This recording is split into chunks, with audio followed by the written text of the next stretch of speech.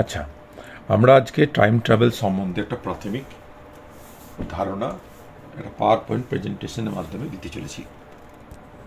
তো পিপিটি বানানোর আগে আমি দুটো পয়েন্ট বলি যে পিপিটি যখন বানানো হবে স্লাইডে যেন পয়েন্ট ওয়াইজ কন্টেন্ট থাকে। অনেক বেশি যদি কন্টেন্ট থাকে তাহলে স্লাইডটা হেজি হবে এবং সেটা ভিউয়ারদের প্রবলেম হবে দেখতে।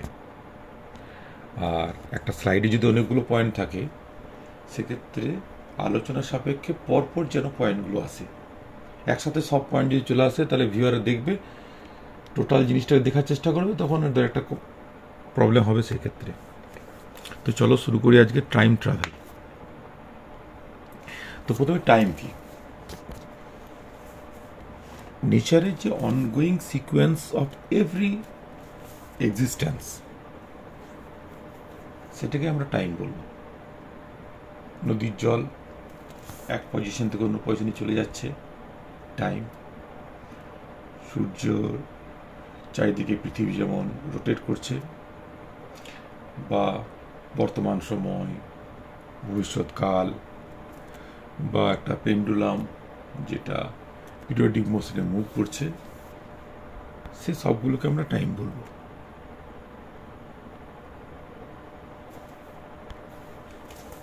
যেটা টাইম হচ্ছে কোন একটা এক্সিস্টেন্স সেটা পরবর্তী স্টেজে যাচ্ছে, সেটাই টাইম। এখন time according to sir Isaac Newton is absolute. Absolute মানে হচ্ছে যে interval of time of Annie events is same for all observer.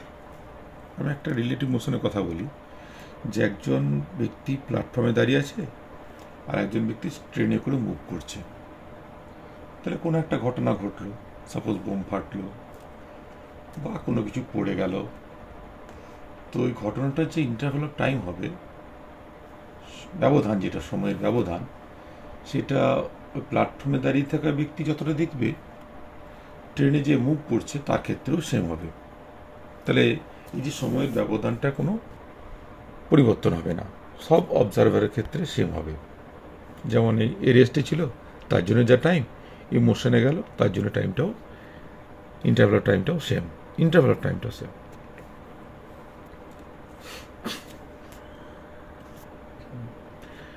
যেমন একটা প্লেনে যাচ্ছে, তার রেসপেক্টে আর্থ বা বাসে করে মুভ করছে, এক্ষেত্রে যে কোনো দুটো ঘটনার যে ইন্টারভ্যাল, ব্যবধান, সেটা সেম।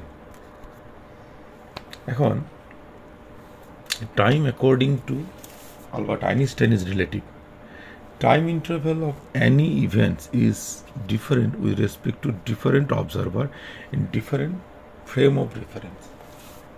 এখন যে উদাহরণটা দিলাম প্রথমে, যে কোন একটা ঘটনা ঘটলো, তার সময়ের ব্যবধানটা স্টেশনের প্ল্যাটফর্মে দাঁড়িয়ে থাকা ব্যক্তি যেটা দেখলো, আর ট্রেনে করে যে মুভ করছে সে যে ব্যবধান দেখবে, এই দুটো কিন্তু এখন সমান হবে না।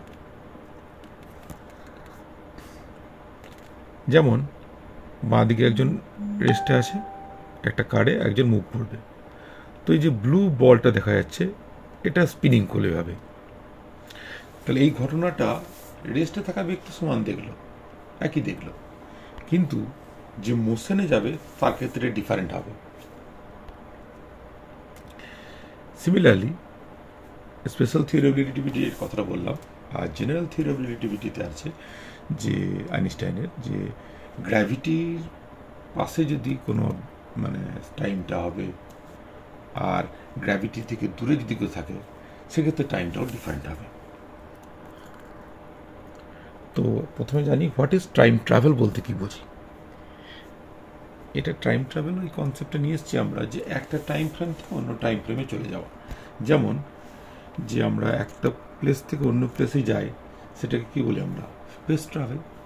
যেমন জিসি ওয়ার্ড 1 থেকে গাড়ি করে আমরা গেলাম বোলপুর, এটা স্পেস ট্রাভেল।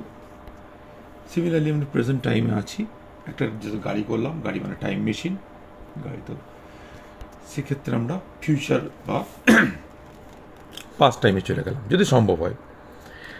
এই ঘটনাটাকে বলছিলাম টাইম ট্রাভেল। তো একটু আমরা ম্যাথামেটিক্যাল একটু ক্যালকুলেশন আছে, আমরা ডিটেলসে যাব না। স্পেশাল থিওরি রিলেটিভিটির একটা ম্যাথামেটিক্যাল ফর্ম এখানে দেওয়া আছে। এখন যে অবজারভার মুভ করছে সে যে ঘটনাটার মধ্যে ব্যবধান দেখতে পেল সেটাকে বলছি ডেল্টা টি। আর ওই ঘটনাটার যে ব্যবধান, যে দাঁড়িয়ে থাকা ব্যক্তি প্ল্যাটফর্মে সে যে দেখছে সেটাকে বলছি আমরা ডেল্টা টি প্রাইম। এই বলটা উপর থেকে নিচে পড়লো, এটা ওই অবজারভার দেখলো টাইমটা হচ্ছে ডেল্টা টি, আর বলটা উপর থেকে নিচে পড়লো কিন্তু মোশনে আছে অবজারভার। এখন যে রেস্টে থাকা ব্যক্তি দেখলো সেটা হচ্ছে ডেল্টা টি প্রাইম। এবার এইটা একটা ফর্মুলা দেওয়া আছে, delta t prime equals to delta t by √1 - v² / c²। ভিটা হচ্ছে velocity of the relative velocity of the observer, আর সিটা হচ্ছে ভেলোসিটি অফ লাইট। এখন ডিনোমিনেটর যেটা আছে সেটা <1, আর <1 হলে কিন্তু বোঝা যাচ্ছে যে ডেল্টা টি প্রাইমটা বেশি ডেল্টা টি এর থেকে।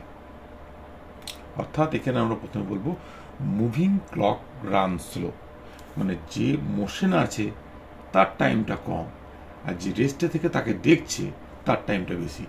বোঝা গেল? মানে ট্রেনে যে মুভ করছে তার জন্য সময়ের ব্যবধান যেটা সে দেখতে পেল, আর প্ল্যাটফর্মে দাঁড়িয়ে থাকা ব্যক্তি ওই একই ঘটনার যে ব্যবধানটা দেখছে সেটা বেশি। আমরা সহজে এভাবে বলবো যে মুভিং ক্লক রান স্লো। একটা এক্সাম্পল দেওয়া যাক টাইম ডাইলেশনের।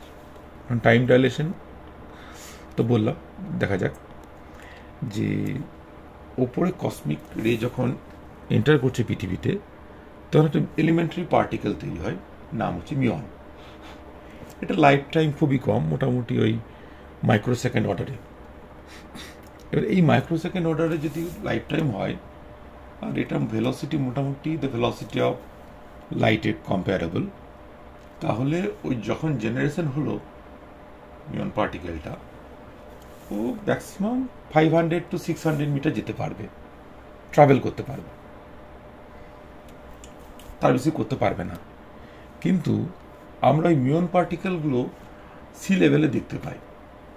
মোটামুটি মিয়ন পার্টিকেল জেনারেশন হয়েছে সি লেভেল থেকে 10 kilometre above the earth surface, কিন্তু তাহলে ওটাকে আমরা অবজার্ভ করছি কোথায়? সি লেভেলে। তাহলে এই এত দূর ডিস্টেন্সটা এলো কী করে? ওই যখন 10 কিলোমিটার ওপরে যখন জেনারেশন হলো সেখান থেকে জাস্ট কয়েকশো মিটার যেতে পারত মিয়ন পার্টিকেল, কিন্তু আমরা দেখতে পাচ্ছি মিয়ন পার্টিকেল সি লেভেল আছে। এক্ষেত্রে কি যে টাইমটা বললাম মাইক্রোসেকেন্ড অর্ডারে, সেটা মিয়ন পার্টিকেলের জন্য। এখন আর্থের রেসপেক্টে ওই টাইমটা এখন ডাইলেটেড বেশি। আগে কি বলো মুভিং ক্লক রান স্লো, ও যেহেতু ফাস্ট মুভিং করছে টাইমটা স্লো, কিন্তু আর্থের রেসপেক্টে টাইমটা কি অনেকটাই বেশি, যার জন্য 10 কিলোমিটার ও পথটা ট্রাভেল করে সি লেভেলে চলে আসছে। তো এটা একটা এক্সাম্পল হলো টাইম ডাইলেশনের টুইন প্যারাডক্স।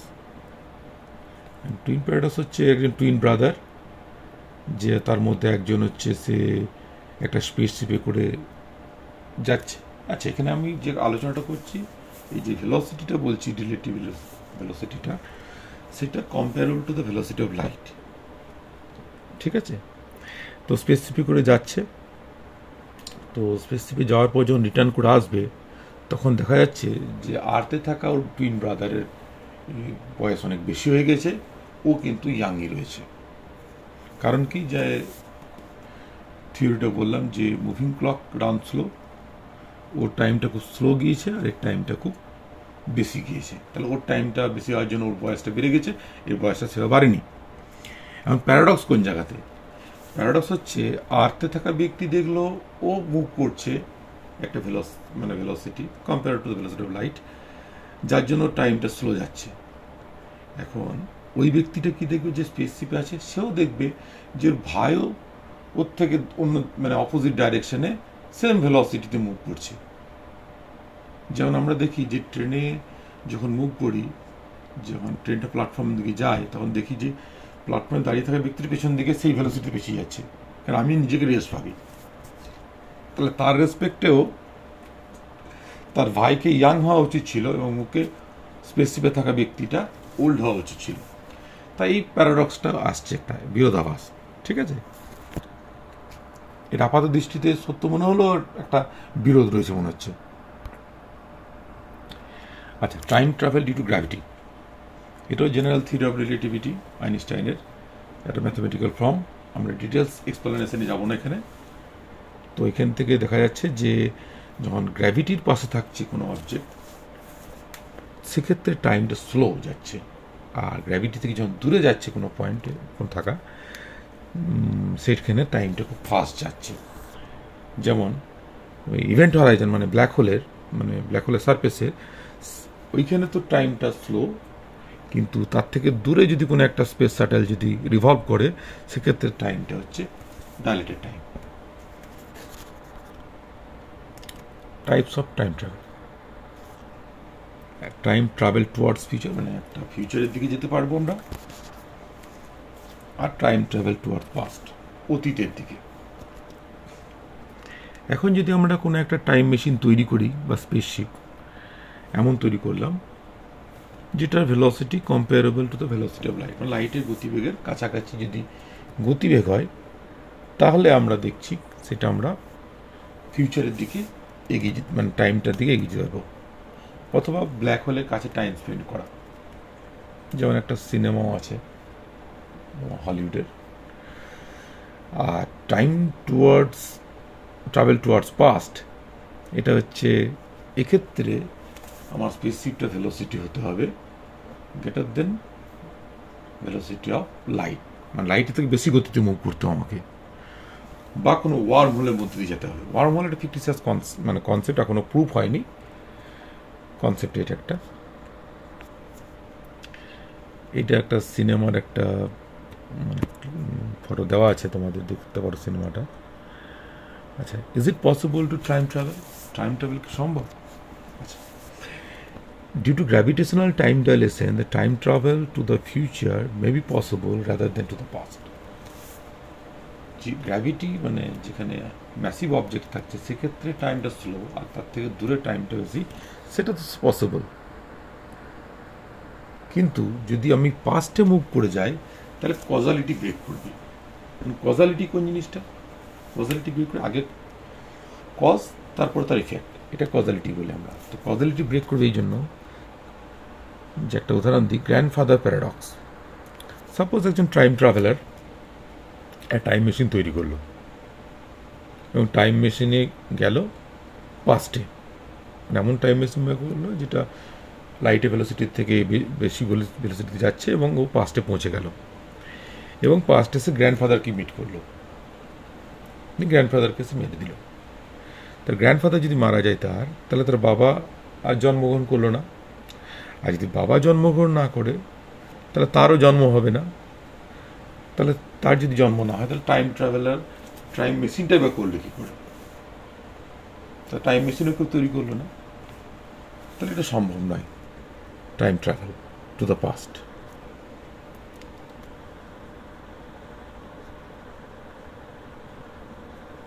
আচ্ছা, এখানে একটা কোশ্চেন দিয়েছি। Suppose one day in the morning you look into your faces in a mirror and suddenly the mirror moves away from you with the speed of light. Do you feel any changes of your image in the mirror? মানে সকালে মুখ দেখছো এবং মুখটা দেখতে দেখতে তুমি আয়নাটা ধরো তোমার থেকে লাইটের ভেলোসিটিতে সরে যাচ্ছে। এবারে তুমি তাহলে তোমার ইমেজটা, যে প্রতিবিম্ব দেখতে পাও, সেটা কেমন দেখবে এখন? ঠিক আছে, এটা একটা তোমরা ভাবো। Thank you.